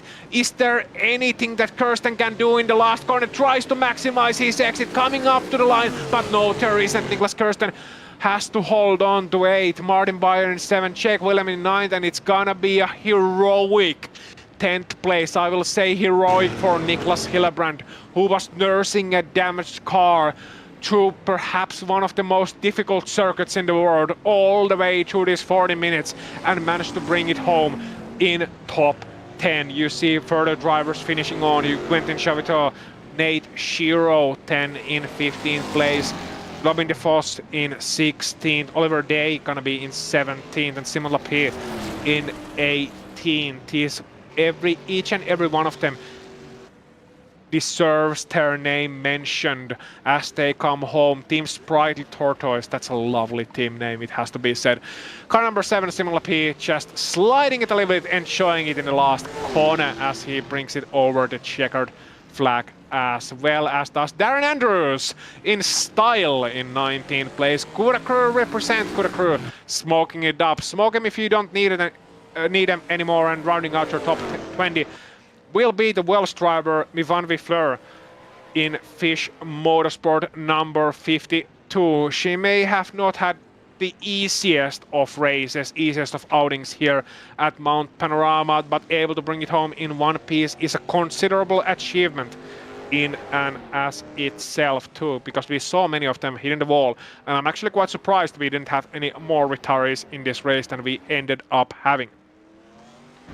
So in these pictures you can see our honored trio, honored guys who are going to be up on the podium very soon. Mikael Gade, your victor here at Mount Panorama for the feature race, being joined in the cooldown lap by his teammate Kasper Stolze and Jelnej Simoncic, who didn't have the easiest of outings, it has to be said, able to hold on to the podium finish to what was a commendable effort.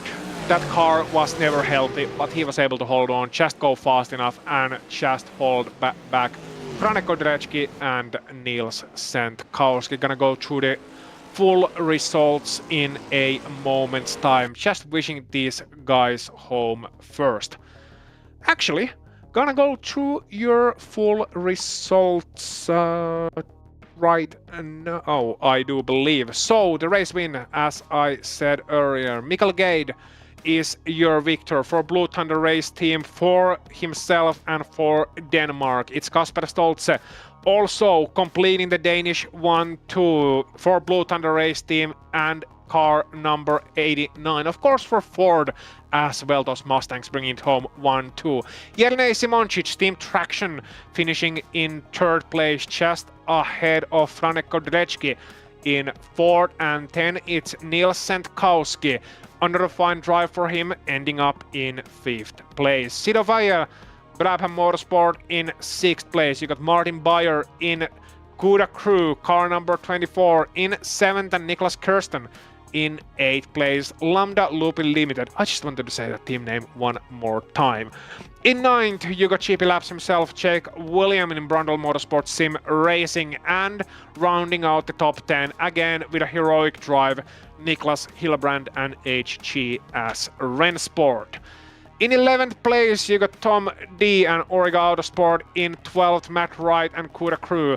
13th, Riley Wines and HGS Rennsport. In 14th, Quentin Chaviteau and Bepisco Racing. CWS Racing and Nate Shiro in 15th, Robin DeFoss and Landa Loopy Limited in 16th. Oliver Day and Team Rally International in 17th, ahead of Simon Lapie and Team Sprite Tortoise. Darren Andrews for Kuda Cruise is 19th, and Mivan Vifleur for Fish Motorsport in 20th place. Jori Smith in Competition United Motorsport in running for the most generic team name ever in 21st. The Joe Schmoes and Chris Okuda in 22nd. Another Joe Schmo in David Desan in 23rd. You got Chris Gordon in Team Rally International 24th, and for Fish Motorsport it was Mark Johnson finding the wall in 25th, as was Chris Gordon. And I do believe next up we are going to be talking to some drivers. It is Mikael Gade here first of all, and Mikael, that sprint race, what a disappointment, but you sure made up for it in the feature event.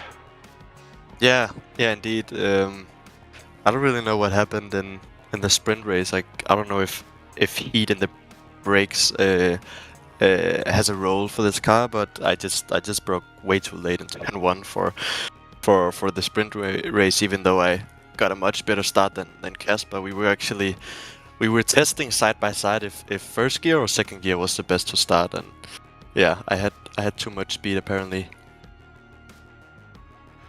So it sounds like you do know what happened then. Yeah. So I guess so. There you go. Just have to give it a little bit of a push. So Mikael, tell us about that feature race then. That fight first and foremost. Early on, you were running behind Casper. You were just having to hold back the pressure from Jelene, from Franek, and everybody else. How much communication was there between yourself and Casper all throughout the race? Was it like a planned race between the teammates? Did you have a bit of a plan going on that you're trying to hold Jelene back, or was it pretty much every man for himself? Yeah, we were actually talking about it, me and Casper, that I was afraid that Jonic would think that I was holding him back on purpose, because that was really not the case. I was just really having a hard time to get into the rhythm the first 2-3 laps, so I was making so many mistakes, and Jonic was patient behind me. I think he was hoping for me getting it together eventually, which did happen, fortunately. But we didn't communicate so much, and it was definitely not the plan to hold Jonic back. We might seem try hard, but not that much. But yeah, we did count down the start when Casper was. So yeah, I guess we're still a bit try hard in the end. Bit of overall racing tactics then has to be said. I did wonder, why did Simoncic take such a poor start, but didn't want to bring that up. So bit of old tactics. So Ten, what's next for you guys? Adelaide and Mount Panorama, you got the Australian tour done, and you're going to Japan next in 1 month's time. So how's Suzuka looking for you guys? Yeah, it's gonna be very interesting. I think it's definitely a whole other track than the Australians we've been on, like a true GP track we're heading to. So it's gonna be interesting in these cars. I've only driven fairly high downforce cars around Suzuka, so it's gonna be something else. But I really enjoy Suzuka when I do GT racing. So I'm looking forward to try it out in these cars as well. So where will we see Mikkel Gate next, if you don't mind me asking? Obviously, I come from different sims, but I've seen your name around before. So what's going to be next for you? Is it going to be straight on to practicing onto Suzuka, or are there other events that you have to take care of first? No, that's not gonna be anything happening. I'm a retired esport driver, so I just we just Yeah, we right. just we just we just focus on this series. We do a bit of practice when we have time, and we just have a lot of fun with it. So we have we do one 24-hour race, like a LAN event in Denmark, once a year. Me and Kasper and some other guys. So Is it the GDR 24? it's what used to be GDR 24, yeah. Now it's called 24-hour LAN event, something like that. Very close to. But it's the same thing, just in iRacing, and we also enjoy that very much. So, yeah. I remember when that one was at Viborg. Was there doing the commentary back then?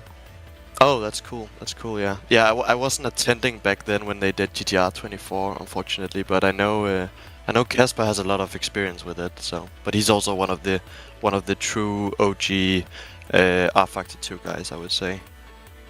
Okay. Well, that's great to see, and I mean, tell you something about retirement.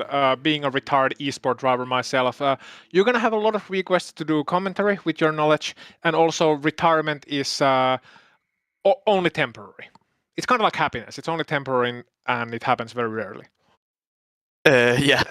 I mean, I have gotten some requests about doing commentary on the Danish championship, which I've also done commentary for it in the past. But for now, I'm just sticking to these fun series. I think it's really a new world for me that's opened up. Driving these vintage cars, it's a whole different skill to drive these cars fast than a modern race car. So I enjoy this very much for now. It absolutely is. Thank you for your time, Mikkel, and congratulations for the victory. And good luck in your retirement, and we'll see you at Suzuka. Yeah, thank you very much. Bye bye. So that's another race, another victory for Mikkel Gate. But how about then for Kasper Stultz? Kasper Stultzi, welcome here. It was quite an event for you. Round number 2 of this series here at Mount Panorama. A sprint race victory, second place in the feature race. Well, obviously you could say that you could have won the feature as well, and it could have gone a little bit better, but that was more or less according to the plan, huh? Yeah, more or less. I didn't plan on braking too late, but yeah, that was totally my own fault in the feature race. But yeah, overall it went very well. Again, this race was a lot of fun. Yeah, one question I do have specifically for you. I saw you sliding around just a little bit when you were fighting with Mikkel, so how was the tire wear in this race? I know in these old cars that they don't necessarily wear as much as they overheat, but did you have trouble with the tires as the race progressed? Yeah, I had a bit of trouble. I think I pushed a little too hard in the beginning to try to get a little bit of a gap to Mikkel and Jørne. I was really expecting Jørne to be really fast in this feature race, because I could see in the sprint race, at least it seemed like he was way better on his tires than I was. The way he could send it in the braking zones towards the end of a sprint race, that was a clue that he would be really fast in the feature race when the tires were worn. So I wanted to have a little gap, so maybe I pushed a little bit too hard in the beginning and fried my tires. So yeah, Mikkel and I was talking about tire wear, and he had more tire left than I had. So yeah. So is that something that you can maybe learn from each other because both of you are very big names in Danish sim racing. Mikkel, I know he mentioned that he's retired from the esports side now, focusing on the series that he likes to do, historic racing. But is that perhaps something that you can learn from each other and improve in the future as well? Definitely, especially because I really didn't like the setup that Mikkel used, because it lacked a bit of front end to my taste. So we were actually in 2 different setups in the race. But this just goes to show that his setup was probably a bit better for the feature race. So yeah, something to learn there. And I know Mikkel is one of the big names in Danish sim racing. He's probably the biggest, especially if we're talking about iRacing. That he's at least top 3 there. He won the Danish championship several times, and yeah, it was really great. Yeah, so it's Mikkel. Yeah. Okay, thanks. I only pronounced it wrong all the way throughout the broadcast, but it's good to correct that now. So Casper, I'm gonna ask the same question as I asked Mikkel. Is it the same thing for you that you're not gonna be really racing much before Suzuka, the next race, or do you have a different schedule? I'm probably not gonna race anything. I mean, between our last Adelaide race and this race, I had the sim fired up one time. I mean, it's summer and there's a lot of fun stuff to do, and I'm not doing any other series at the moment. Mikkel and I, we do a LAN event once a year, and that's probably the only time where we actually practice. When you try hard. Yeah, we try a bit harder, especially because I'm not used to iRacing, so I need a bit of time to get to grips with that simulator. Okay, one more question before we let you go, and this is going to be a bit of a different one to usual questions, because usually we ask about this race. Who do you think is going to be, if we don't count you and Mikkel, who do you think is going to be the next race winner in this series? Is there a driver in the field that is especially impressing you at the moment? I would say Jørgen is always one to take into account, right? He's an extremely talented racer and drives a lot in other series, and he's just sharp and up to speed. So, but I would say Franek actually is one to watch out for, because he seemed to have improved quite a bit during the last, the last times, the recent times. He improved a lot, and I'm actually impressed with how he's doing. So I wouldn't be surprised if we hit a track that suits the Camaro. I definitely think that Franek could actually take the win there.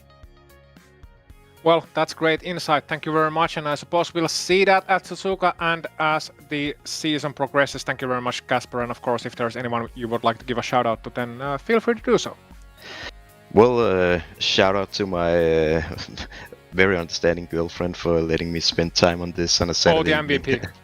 Yeah. Okay. Well, shout-outs there, of course, the most important ones, and thank you for your time. Now, we are seeing some other suggestions in our chat as well, who should we be looking out for in the future races, but if you want to find that out, then you will just have to tune in for our next race at Suzuka International Racing Course, which is going to be up on 6th of June 2026. That's going to be the 6th of June, and it's going to be starting at 16:30, so 4:30 p.m. UTC. And with that, we thank you here from Historic Racing Sports Community. This is the Trans Am World Tour, and this was round number 2 of the season live from Mount Panorama in Bathurst. This has been a Genisus Extreme production. Behind me in the camera, well, not behind me, but behind the cameras rather, was Christian Duploy doing the job of at least 5 men. Joining me was Mr. Craig King. I'm Ossian Puhakka. See you next time. Until then, take care, see you, and bye-bye.